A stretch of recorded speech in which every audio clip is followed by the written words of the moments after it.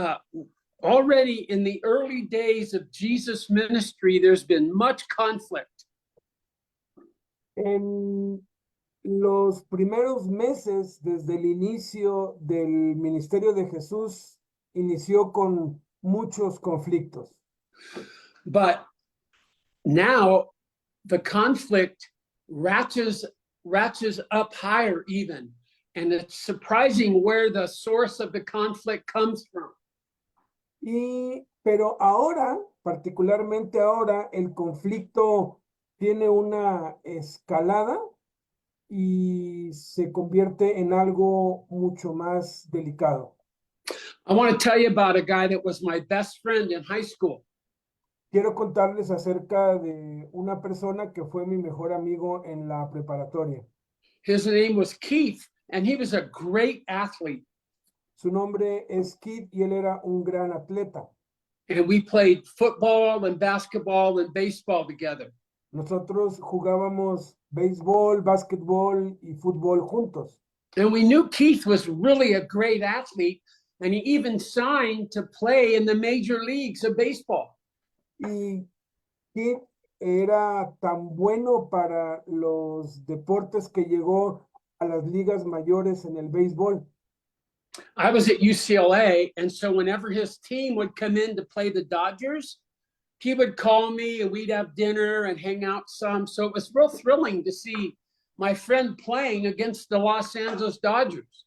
Yo estaba en la UCLA y cuando los Dodgers, el equipo de béisbol de los Dodgers, venía a jugar contra el equipo de la universidad donde yo estaba, era algo realmente impresionante porque eran los Dodgers y mi amigo estaba ahí. And I knew his team was getting really good and he was playing really well. But one day I went out and I got my copy of Sports Illustrated and he was on the cover.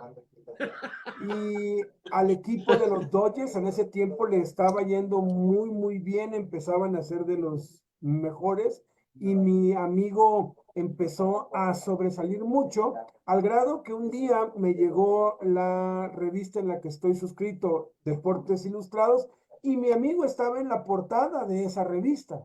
And he was just named the most valuable player in baseball and was the best hitter in baseball.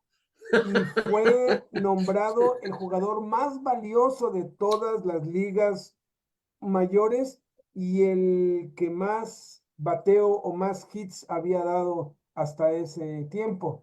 And I thought to myself, this can't be. This is my friend Keith. I've been at his house. His mom's not a very good cook. I know him really well. Y de pronto yo dije, wow, mi amigo Keith, pues sí es mi cuate de la prepa, comíamos juntos, yo iba a su casa, su mamá cocinaba bien rico. O sea, ¿cómo es posible si yo y él éramos como uña y mugre? And he was living in New York City, and he was as big a star as you could be in sports in the United States. Y él estaba viviendo en los Estados Unidos y él era una gran estrella. De hecho, estaba en la cima del estrellato, lo más alto que puedes llegar en el deporte nacional en Estados Unidos. And my first thought was, there must be some kind of mistake. This can't be my friend Keith. Is he okay?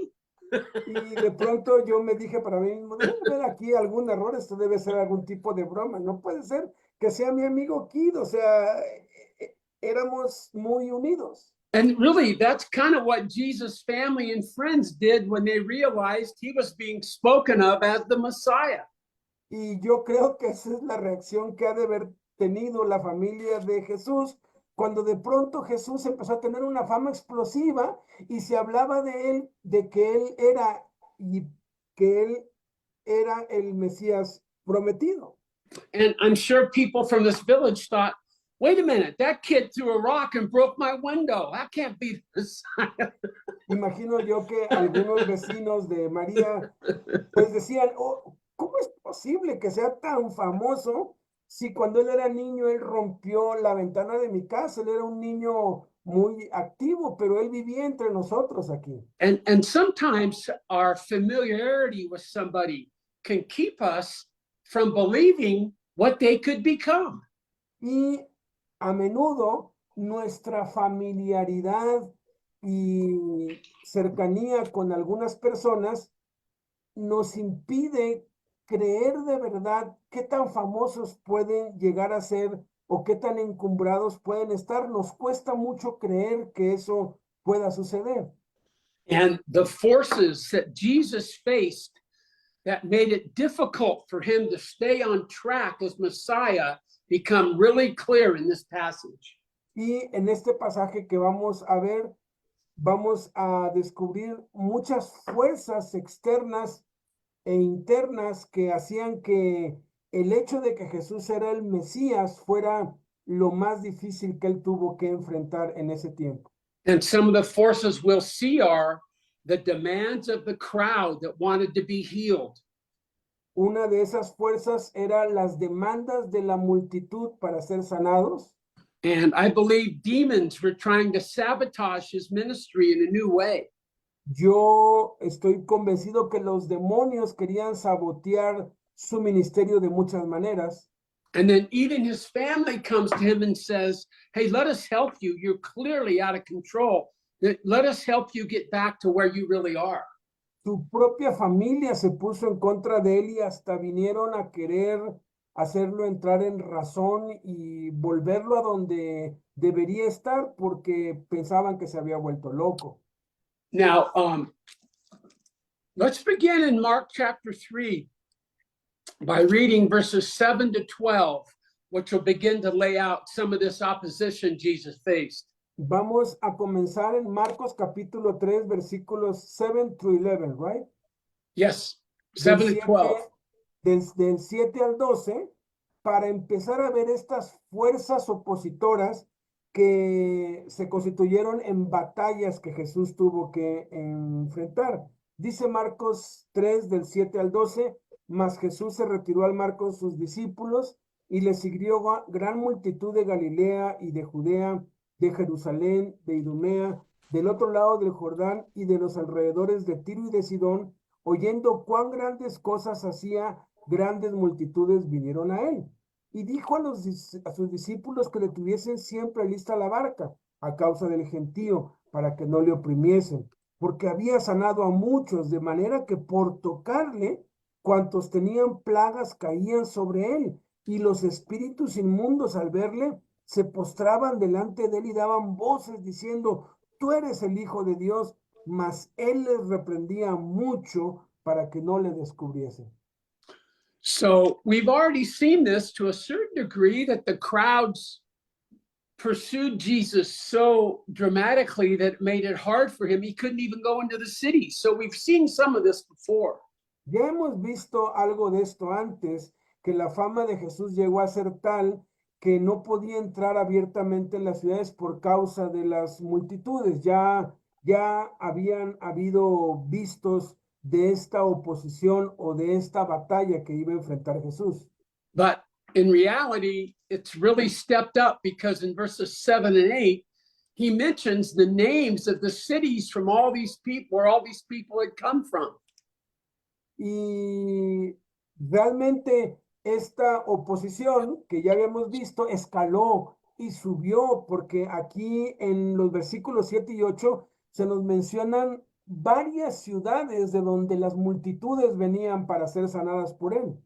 So it says in verse 7 that a great multitude from Galilee followed. That's where he began, in the northern part of Israel. But also it says from Judea, which is a giant, it's almost like a state. It's so huge, it's not just a city.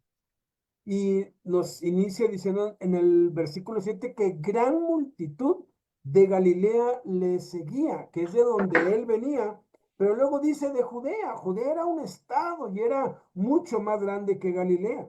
And then in verse 8, he mentions Jerusalem, Idumea, beyond the Jordan River, all the way from Tyre and Sidon. This is a massive part of the known world. Y después dice Jerusalén, Idumea, el otro lado del Jordán, los alrededores de Tiro y de Sidón. Esto menciona un área geográfica bastante grande y son grandes multitudes, demasiada gente.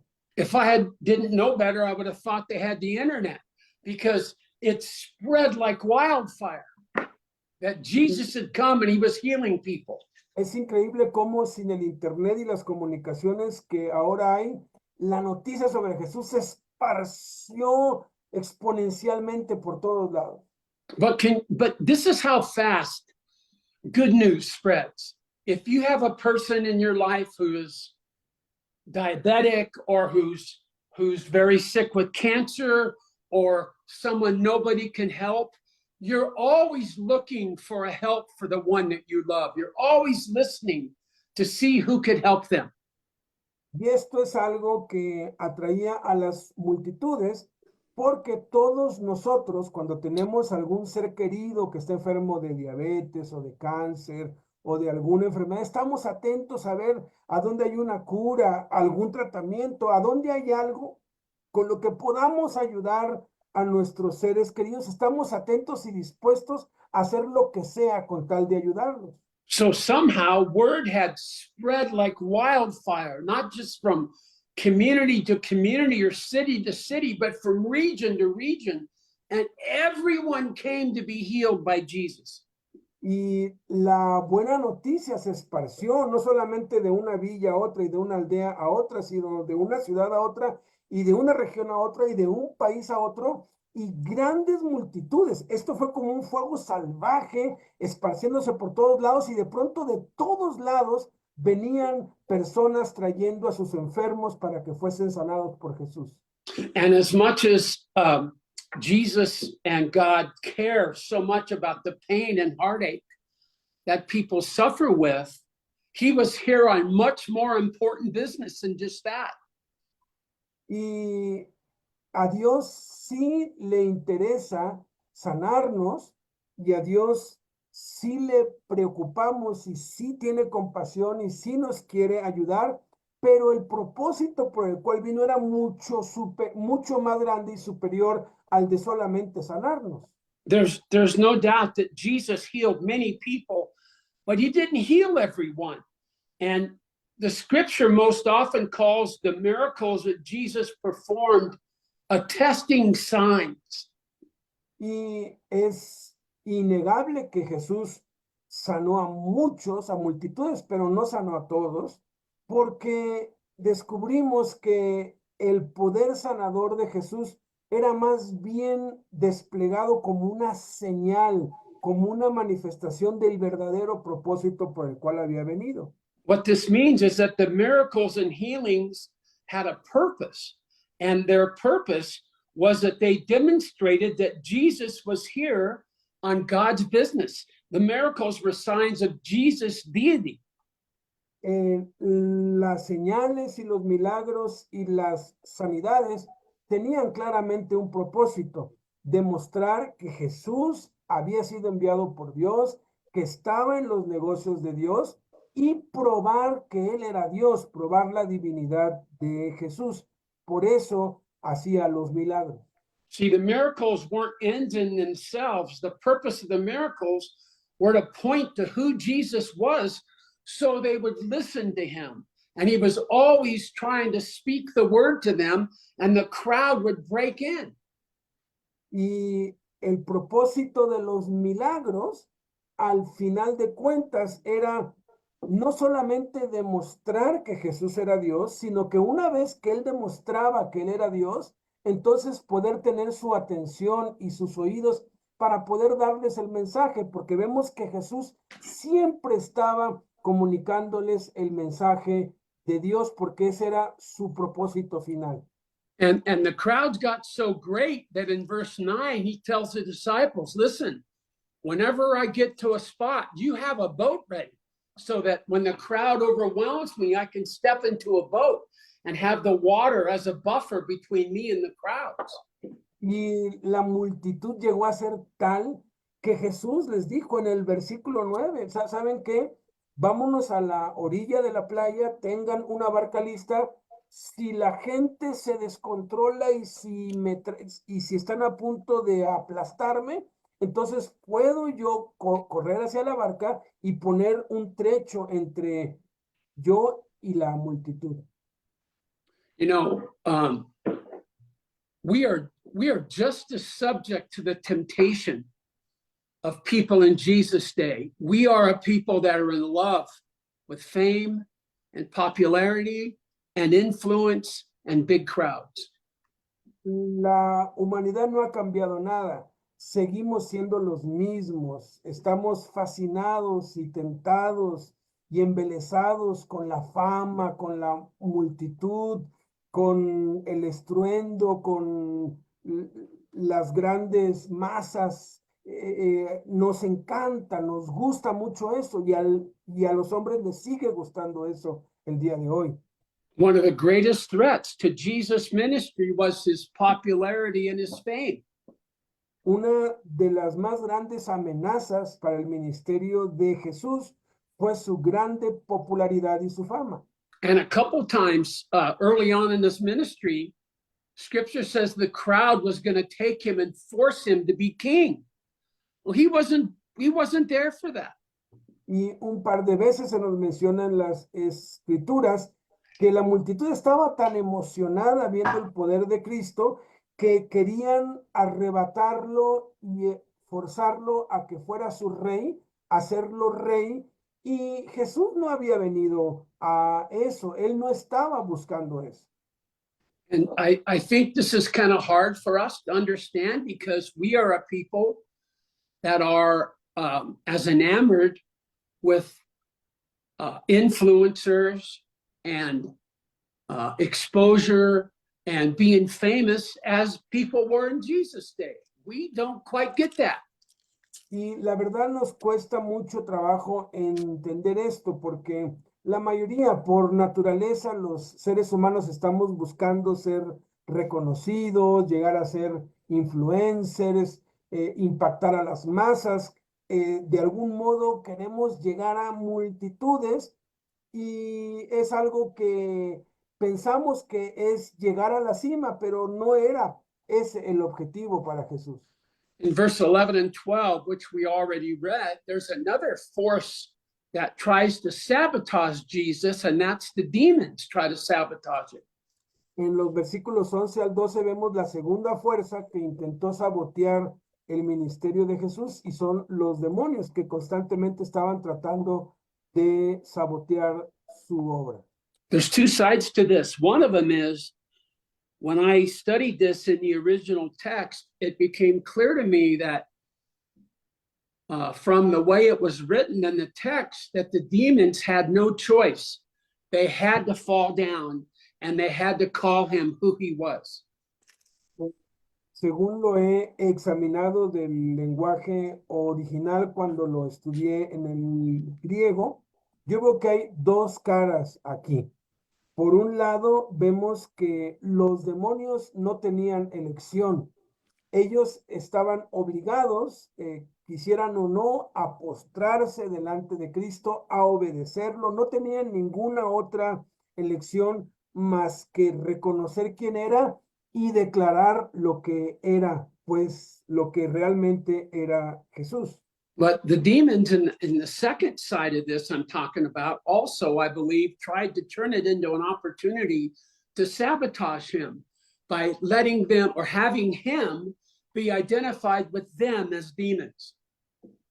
Pero el otro lado de la moneda o la otra cara, pues, es que los demonios, como no tenían opción, querían utilizar eso a lo que estaban obligados ellos para declarar lo que Jesús era y que entonces la gente asociara a los demonios con Jesús, porque los demonios estaban declarando quién era él y entonces era confuso y la gente podía creer que los demonios estaban del lado de Jesús. I mean, the demons weren't lying about Jesus, saying about something about him that wasn't true. They were saying at the end of verse 11, you are the Son of God. They were wrong. But in verse 12, he says, he earnestly warned them not to make him known. He didn't want them to be the ones announcing him. Y los demonios no estaban diciendo ninguna mentira, estaban diciendo la verdad, estaban diciendo, como dice al final del versículo 11, tú eres el Hijo de Dios. Eso es cierto, pero en el versículo 12 vemos que Jesús los reprendía mucho para que no le descubriesen, porque sí, efectivamente Jesús es el Hijo de Dios, pero él no quería que lo asociaran con los demonios o que esas verdades vinieran de parte de los demonios. So Jesus says, I don't want you to be the ones announcing me, but in the next section, he chooses who he does want to announce him. Entonces, claramente aquí Jesús está poniendo de manifiesto que no quiere que sean los demonios quienes promulguen y quienes anuncien lo que él es, porque en el versículo 13 y adelante, Jesús escoge a 12 hombres que sí quiere que vayan y anuncien lo que él es. Well, let's read now about Jesus choosing the 12, his disciples, in verse 13 to 19. Mark Y del 3, versículo 13 to 19. Y del versículo 13 al 19 vemos a Jesús eligiendo a 12 hombres que llamó apóstoles para enviarlos a anunciar acerca de quién era él. Dice, después subió al monte y llamó así a los que él quiso y vinieron a él. Y estableció a 12 para que estuviesen con él y para enviarlos a predicar y que tuviesen autoridad para sanar enfermedades y para echar fuera demonios. A Simón, a quien puso por sobrenombre Pedro, a Jacobo, hijo de Zebedeo, y a Juan, hermano de Jacobo, a quienes apellidó Boanerges, esto es, hijos del trueno, a Andrés, Felipe, Bartolomé, Mateo, Tomás, Jacobo, hijo de Alfeo, Tadeo, Simón el cananista y Judas Iscariote, el que le entregó, y vinieron a casa. So it's interesting that verse 13 says he summoned those who he himself wanted. He didn't take applications. He didn't say, hey, anybody want to come? Jesus was willing to teach anybody, but these were specially selected men who were going to play a very unique role. Es muy interesante que dice que llamó así a los que él quiso. Jesús no hizo una convocatoria. Hey, ¿quiénes quieren? Hay pues vacante, vamos a hacer una elección, vamos a ver quiénes son los mejores entre ustedes. No, Jesús se enseñó a todos y estaba dispuesto a enseñar y predicar a todos, pero estos que él iba a escoger iban a tener un propósito y un llamado muy específico dentro del plan de Dios y del ministerio de Jesús.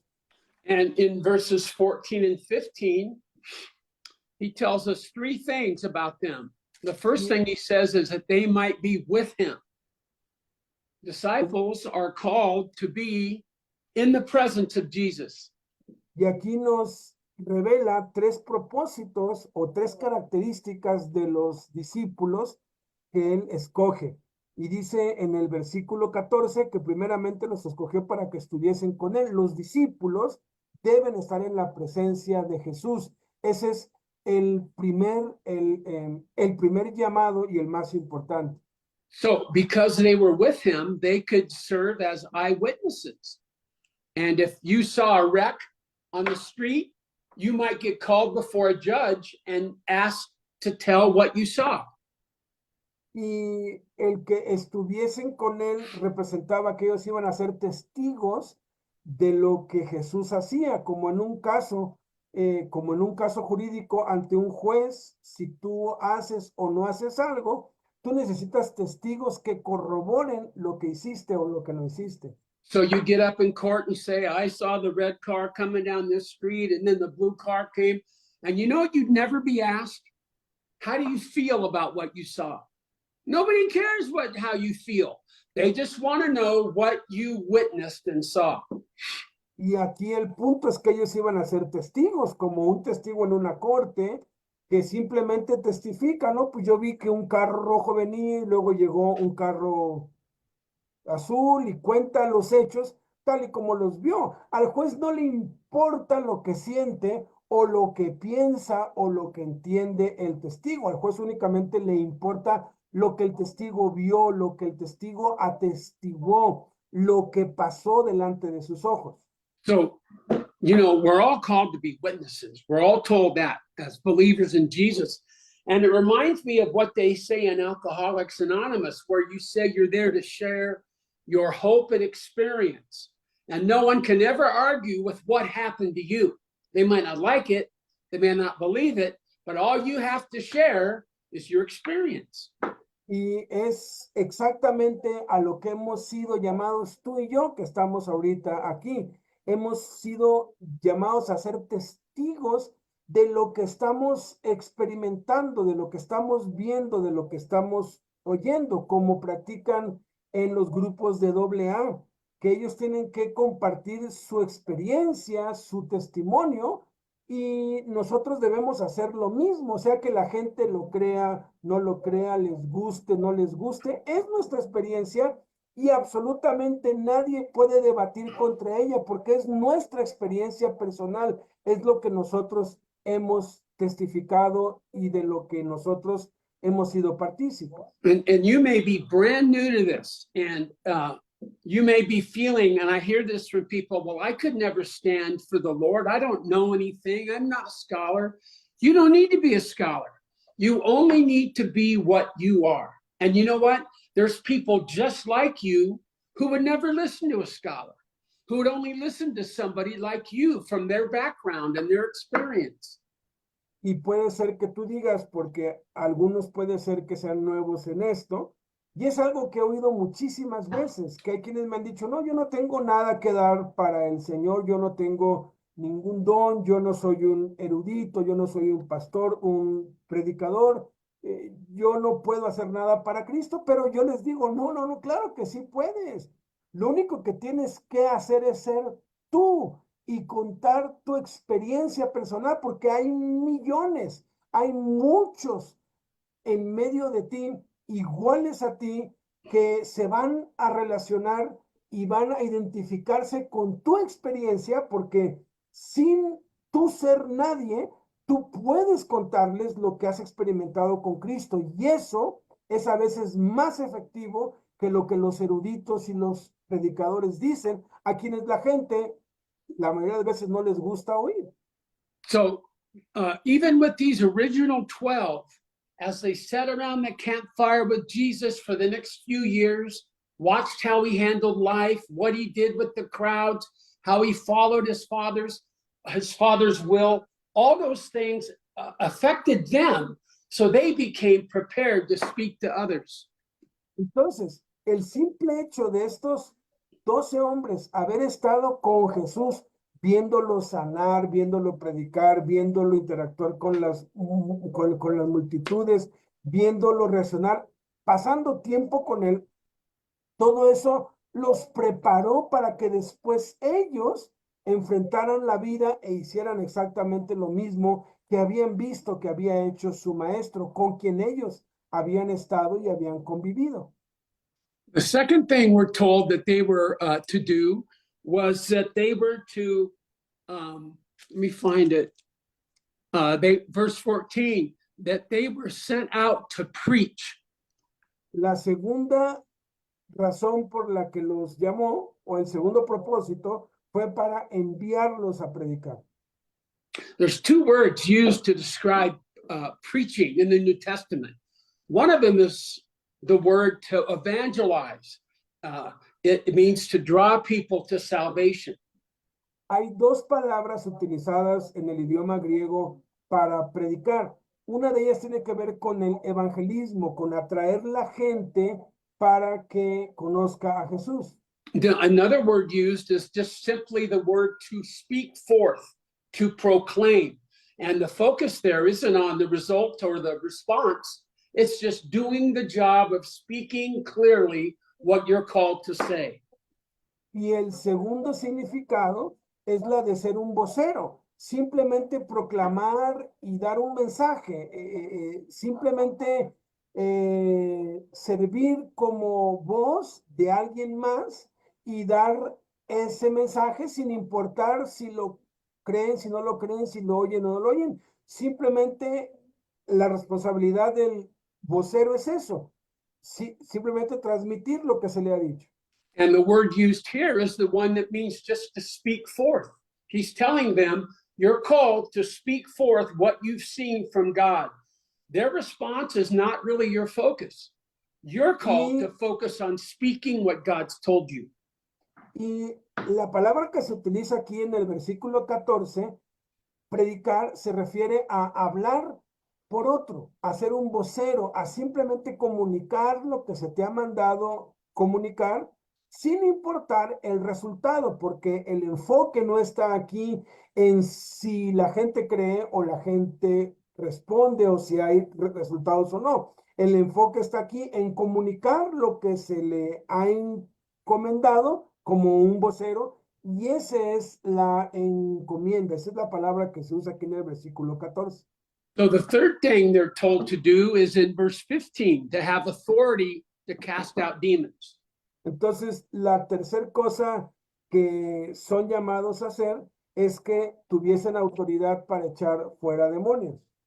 So they are not to be intimidated, they're not to be deceived, they are to stand firm in the authority that God gave them over everything, even demons. Entonces, ellos no tenían por qué temer, no tenían por qué amedrentarse ante nada, porque tenían autoridad sobre todas las fuerzas, incluso sobre las enfermedades y los demonios. In situations where leaders that are walking for the Lord are confronted by demons, all the demon can do is lie to them and make them feel like they have no authority, make them feel like they have no help, make them feel like they could never stand. But the truth is, in the Lord, we have all authority to stand. Y los que han tenido experiencias de enfrentarse a posesiones demoníacas saben que lo máximo o el único poder que los demonios tienen o el máximo daño que ellos pueden hacer es tratar de intimidar, de echar miedo, de hacerle creer al creyente que no tiene poder o que no puede o que no está bien con Dios y acusar. Pero la realidad es que cualquier creyente, sin importar su espiritualidad, tiene total poder sobre todos los demonios. Now, this is amazing for us to think about the people God chose to do his work through. Esto es algo sorprendente de siempre que lo analizamos, de a quiénes y qué tipo de personas escoge Dios para encomendarles hacer su trabajo. I mean, think about these men. They were uneducated, they were unknown, a few were probably wanted by the law, all would be wanted by the law before they were done. Piensen esto, estos eran 12 hombres no educados, sin estudios, sin preparación, algunos de ellos posiblemente buscados por la ley, algunos repudiados, y todos ellos iban a ser prófugos de la ley después de que Jesús murió. It's amazing that this is nothing like the world tries to do its work. It works through fame and popularity, and many times the church, so sad, the church ends up looking like it's trying to be like the world. We want to be the most famous. We want to be the most well-known. Y esto es totalmente opuesto a cómo el mundo opera. En el mundo se busca gente con talento, gente con habilidades. En el mundo nos gusta la fama y tristemente la iglesia ha caído en esta trampa y la iglesia quiere ser famosa, quiere ser conocida, reconocida y quiere tener profesionales en sus filas. It's interesting. Sometimes when I hear some preachers speak, they're so focused on building us up. Like God's will is for me to be the biggest, best, greatest, and all that, that it's almost like, well, someday I'll tell everybody that God's with me, and they'll be impressed because they're so impressed with me. That doesn't make any sense to me.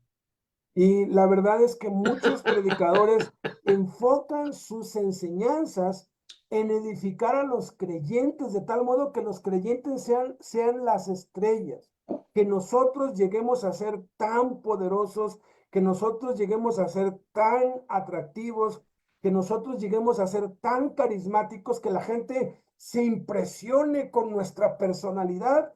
Y entonces, gracias a que nosotros somos una especie de superdotados, la gente entonces por nosotros cree en Dios y eso es totalmente fuera de sentido, no tiene ningún sentido.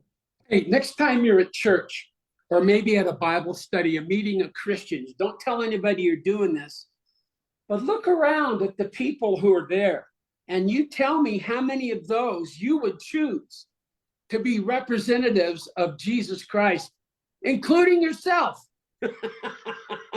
La próxima vez que te congregues, obviamente no le digas a nadie lo que vas a hacer, pero sé honesto y recorre con tu vista a cada uno de los que están congregados ahí. Y la verdad, incluyéndote a ti, ¿escogerías a alguno de ellos para hacer la obra de Dios? La verdad.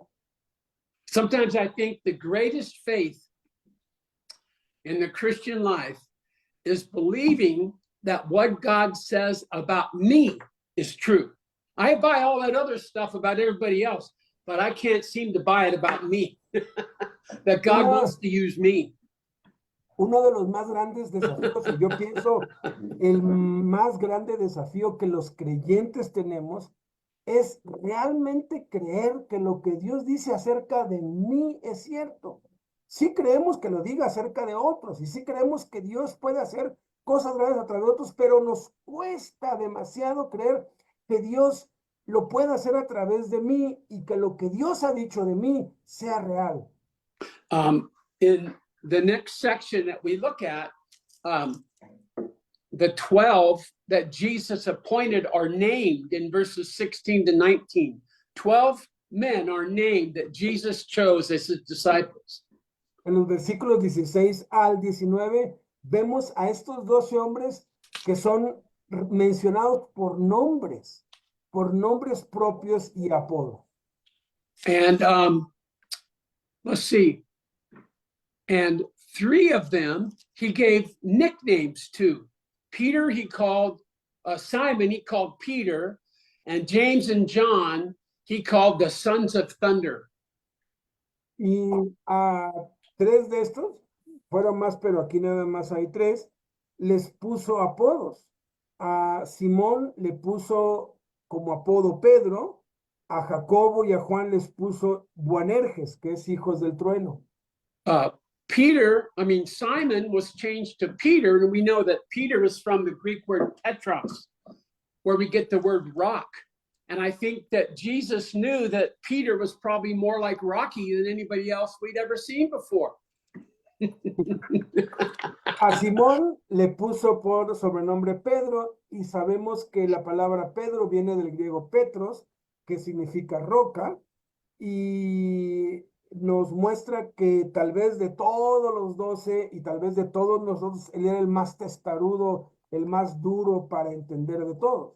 And Peter became the rock, the leader for that group, and he often spoke for the group and represented the group. And also James and John were part of this inner circle of 3 that Jesus depended on, that were his special leaders.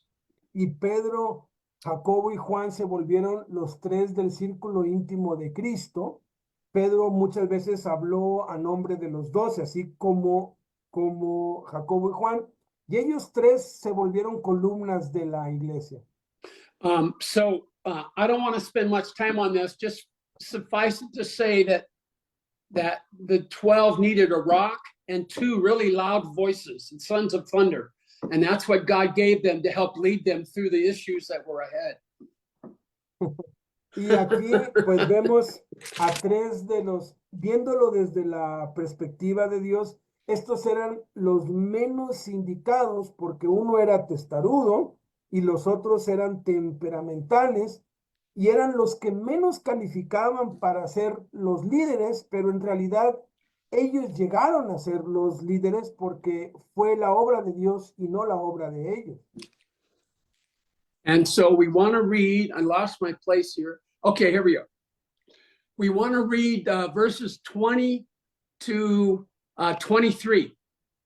Pasamos ahora a la sección del versículo 20 al versículo 23.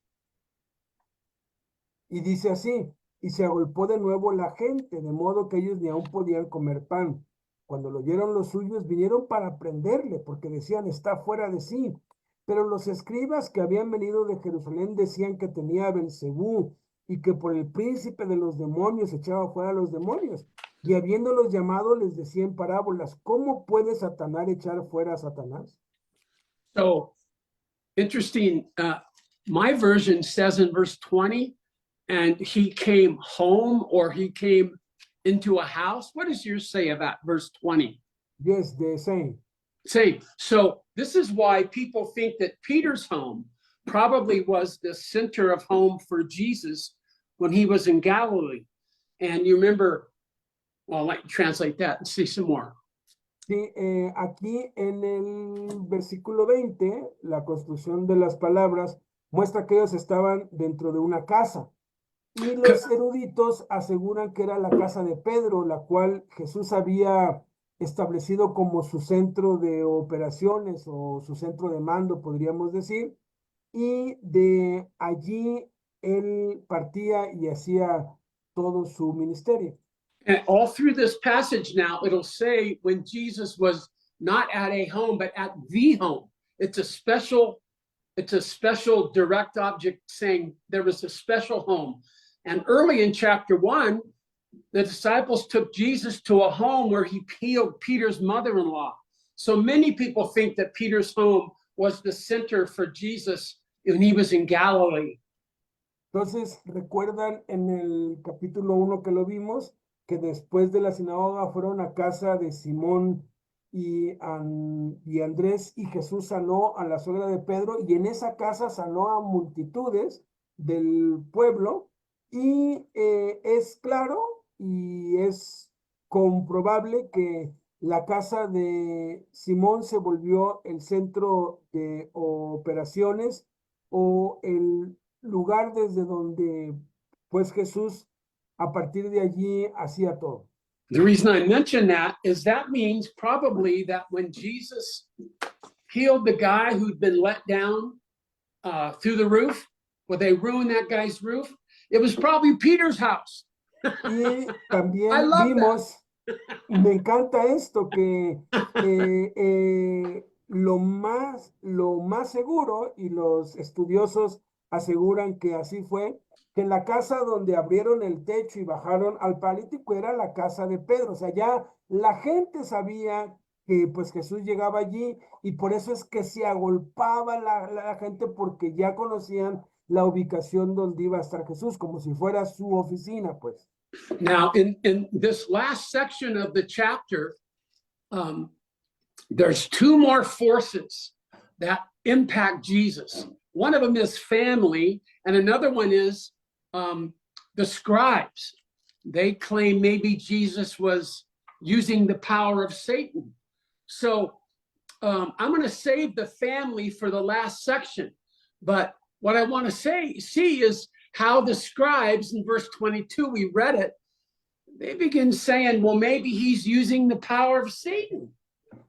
Y aquí vemos las otras dos fuerzas que se oponían y querían sabotear el ministerio de Cristo. Una es la familia, y la voy a dejar para el último, y la otra es los escribas, que decían que Jesús echaba fuera demonios y ejercía su poder por el poder del diablo. Asociaban el poder de Cristo que venía de Belcebú, del diablo.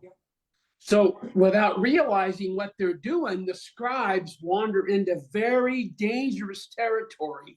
They begin to think maybe Jesus has some power over the demons because he's a demon himself. Y aquí los escribas se metieron en el terreno más peligroso que se podían meter y que cualquiera se puede meter, en que ellos pensaban y aseguraban que ya que Jesús tenía poder sobre los demonios, lo que están diciendo aquí es que Jesús era un demonio en sí mismo.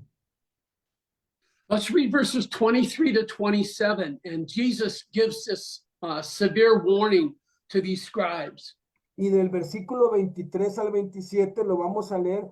Jesús les da advertencias muy serias y muy graves a los escribas. Y dice, y habiéndolos llamado a los escribas, les decía en parábolas, ¿cómo puede Satanás echar fuera a Satanás? Si un reino está dividido contra sí mismo, tal reino no puede permanecer. Y si una casa está dividida contra sí misma, tal casa no puede permanecer. Y si Satanás se levanta contra sí mismo y se divide, no puede permanecer, sino que ha llegado a su fin. True 27. Yeah. Ninguno puede entrar en la casa de un hombre fuerte y saquear sus bienes si antes no le ata, y entonces podrá saquear su casa. So Jesus warns these guys.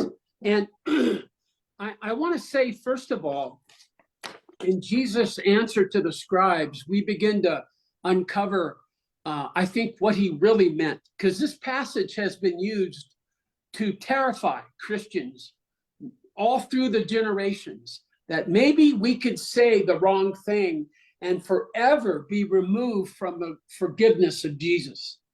Y con base a lo que les dice después, que quien piensa esto no tiene perdón jamás, quisiera clarificar este pasaje, lo que realmente significa, porque este pasaje en particular se ha utilizado para aterrorizar a los cristianos durante generaciones, haciéndoles creer que si por error dicen algo equivocado, pueden ser condenados por la eternidad y no tener perdón jamás. This guy mentioned in verse 22, Beelzebul was known as the head of the household of all demons. So he was kind of the general under Satan. And they're saying, well, maybe because the demons obey him, he has some kind of power with them. Y en el versículo 22 queda claro que ellos estaban acusando a Jesús de que él era posiblemente uno de los principales generales de Satanás o era la mano derecha de Satanás, porque por eso es que le obedecían los demonios, porque él era en el rango satánico, era la más alta autoridad. He says, first of all, it doesn't really make any sense. How could I use the power of Satan to destroy the house of Satan? That doesn't make any sense. That house would be in total disarray. Y lo que les dice es, la lógica que están usando ustedes no tiene sentido, porque si yo estoy con Satanás y yo vengo a destruir la casa de Satanás, no tiene sentido, porque entonces su reino, su casa va a ser un caos total. Then he warns these guys in verses 28 and 29 that they have to be very careful, because if you refuse the Holy Spirit, if you blaspheme the Holy Spirit, you can put yourself in a place where you could never be forgiven. Y en el versículo 28 y 29 les advierte y les dice, ¿saben qué? Tengan cuidado, porque si ustedes están diciendo eso, ustedes están blasfemando del Espíritu Santo, y si blasfeman del Espíritu Santo, ya no van a tener perdón jamás, sino que van a ser reos de juicio eterno. I don't think it's true that what have scared many people is the unpardonable sin is attributing the works of God to Satan. And they seem to say, if you do that, if you promote that you'll no longer, you've blasphemed the Holy Spirit, and no longer would you ever be able to be forgiven again. But I don't think that's at all what this passage teaches. Muchos lo que enseñan es que el que algunos atribuyan el poder de Dios al diablo, eso es blasfemar contra el Espíritu Santo, y entonces ya no van a tener perdón nunca. Yo no estoy de acuerdo con eso, porque no están viendo el contexto ni el cuadro completo.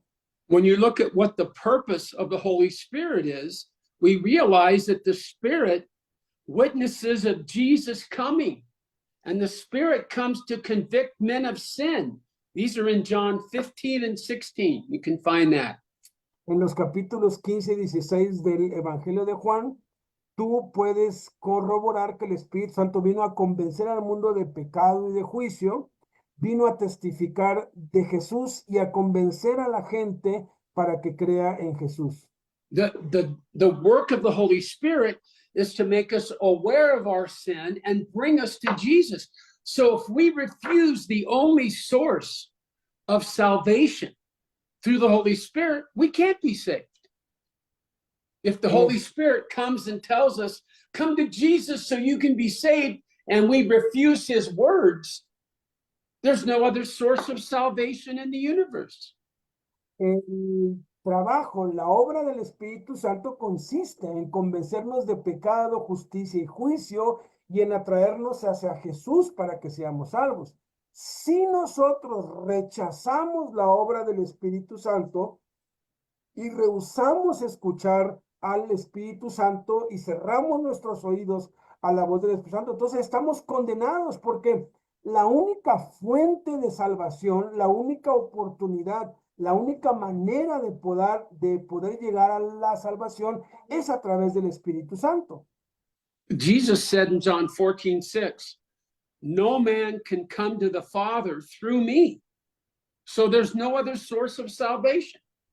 Jesús dijo where? En John 14:6. En Juan 14:6, Jesús dijo, yo soy el camino, la verdad y la vida. Nadie viene al Padre sino a través de mí. O sea, el único por el cual podemos ser salvos es Jesús. But in God's grace, he doesn't give up on us. Pero en la gracia de Dios, Él no se da por vencido con nosotros. I had a friend in college at UCLA who was a great football player, and he went on after college and won a bunch of Super Bowls and was all pro, real famous guy. Les conté de este amigo que tuve en la prepa que llegó a ser uno de los más famosos en el deporte nacional. And so my friend Randy and I talked a lot about the Lord, and he had a Christian girl that was very interested in him, but she wouldn't go with him because he wasn't a believer.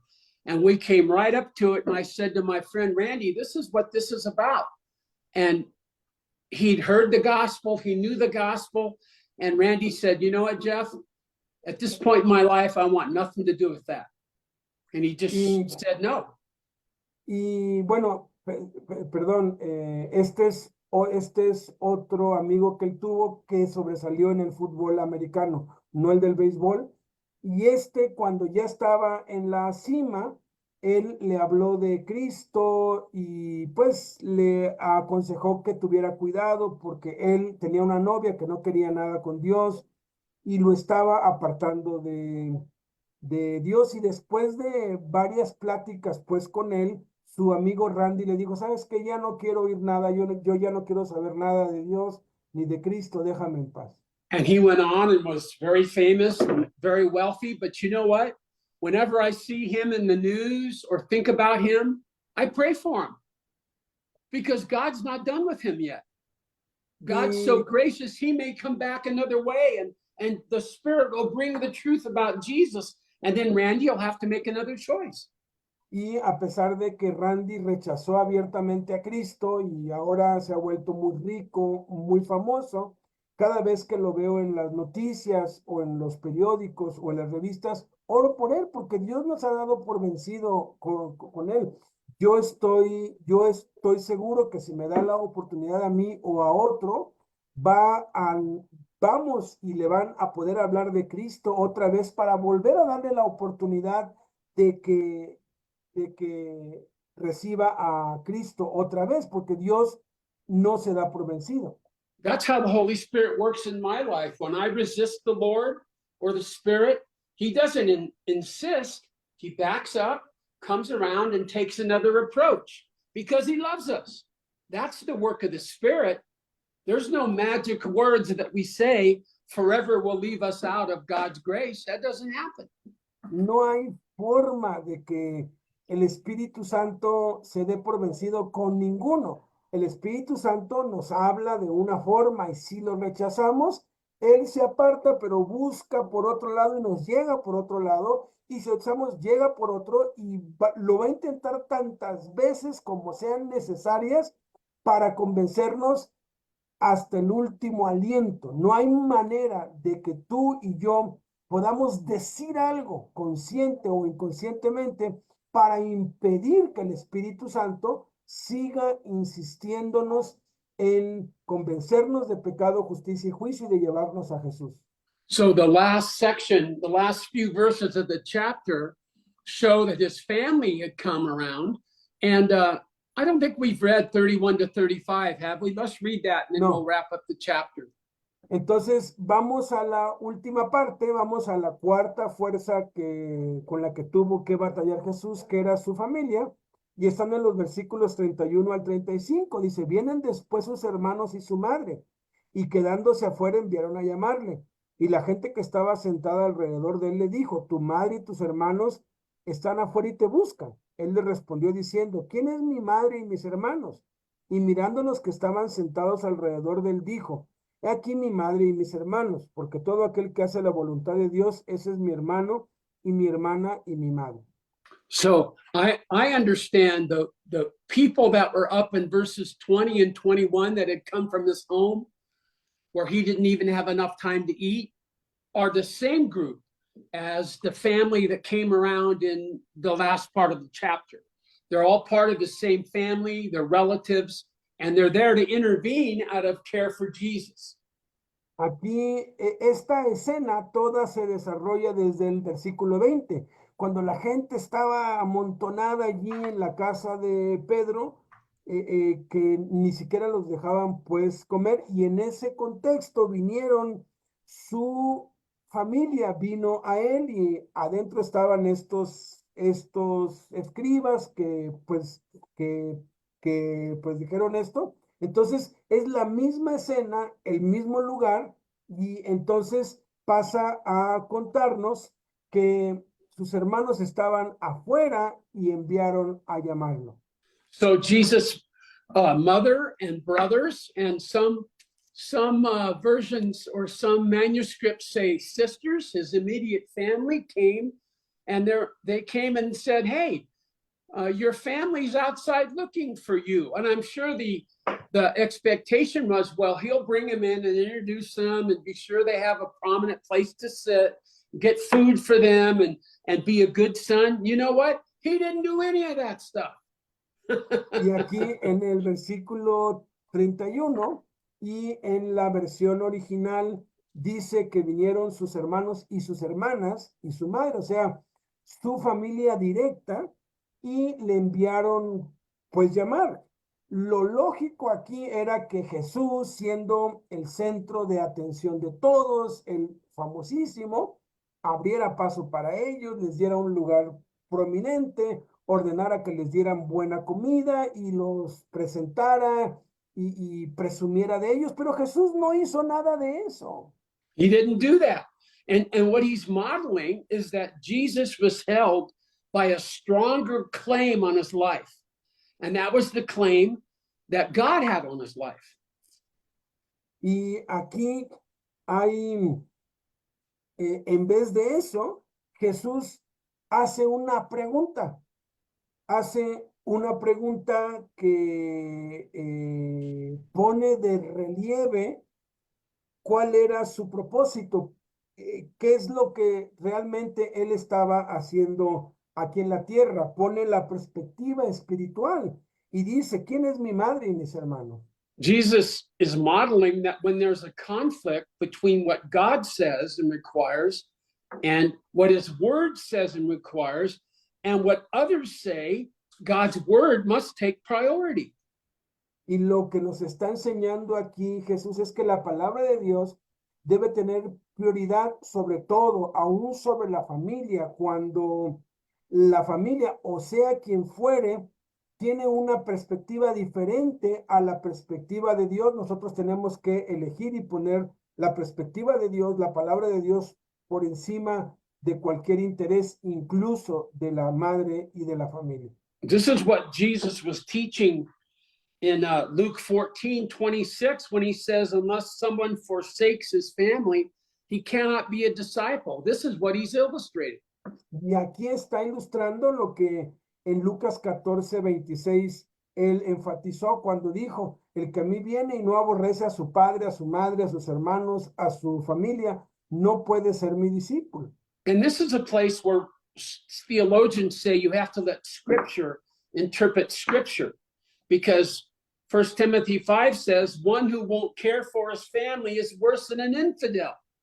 So we're called to take care of our family and our relatives, but they can't have the highest priority.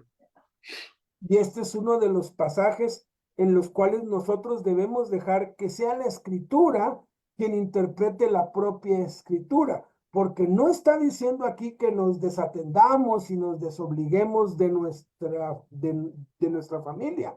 Primera de Timoteo 5 dice que aquel que no provee para su familia, que no se ocupa de su familia, es peor que un incrédulo, ha negado la fe. Pero nos está enseñando aquí que sí tenemos que ocuparnos de nuestra familia, pero que la palabra de Dios está muy por encima de las necesidades de la familia. Sin desatenderlos, tenemos que darle el primer lugar a Dios.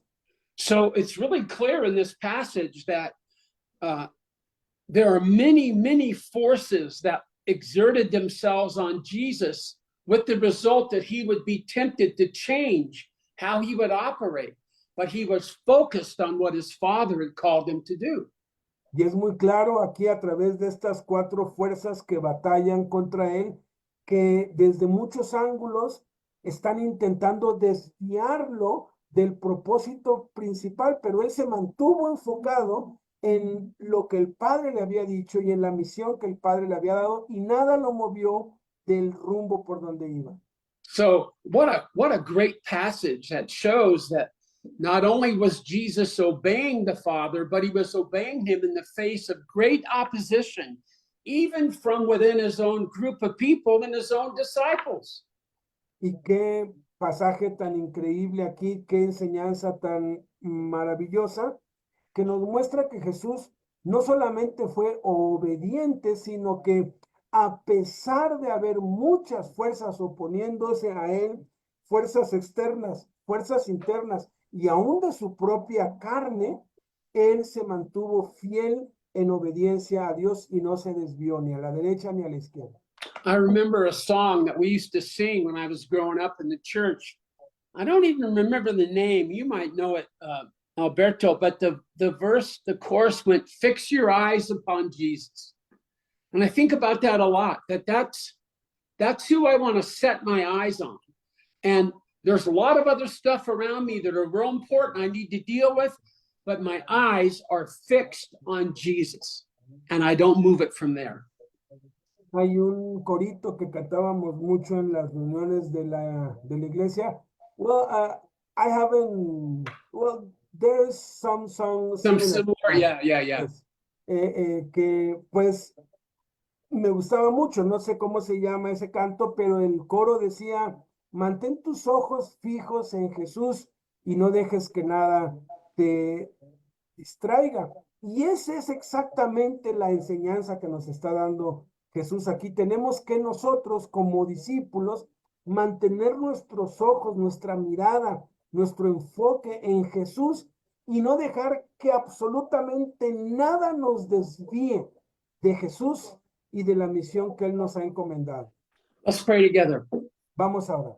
Heavenly Father, you understand all the different voices that talk to us and the different influences that we're affected by.